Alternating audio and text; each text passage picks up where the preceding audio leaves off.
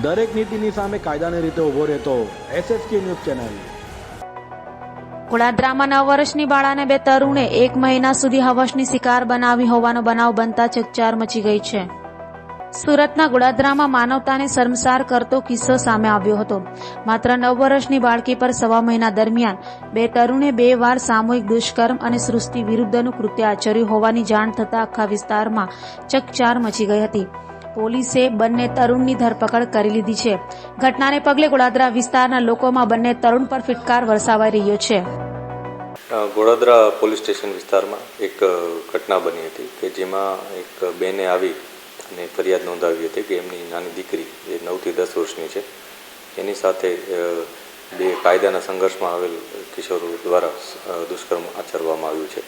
આ બાબતે પોલીસે ઇન્વેસ્ટિગેશન શરૂ કર્યું હતું। FIR નોંધી અને એમાં IPC 376 પોક્સો વગેરે મુજબની કલમો ઉમેરવામાં આવી છે। આ દુષ્કર્મમાં જે દીકરી દ્વારા જે નિવેદન આપવામાં આવ્યું છે એ મુજબ અમે આગળની કાર્યવાહી કરેલ છે।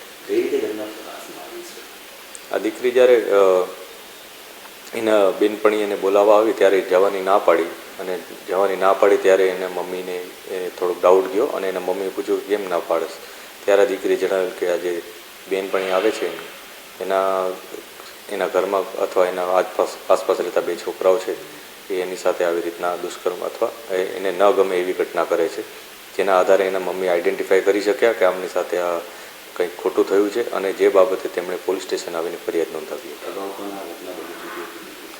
આ ઘટના છેલ્લા 1.5 મહિના પહેલાંની પણ છે કે જેમાં દીકરી સાથે અત્યાર સુધીની માહિતી મુજબ 2 વાર બન્યો છે બનાવ।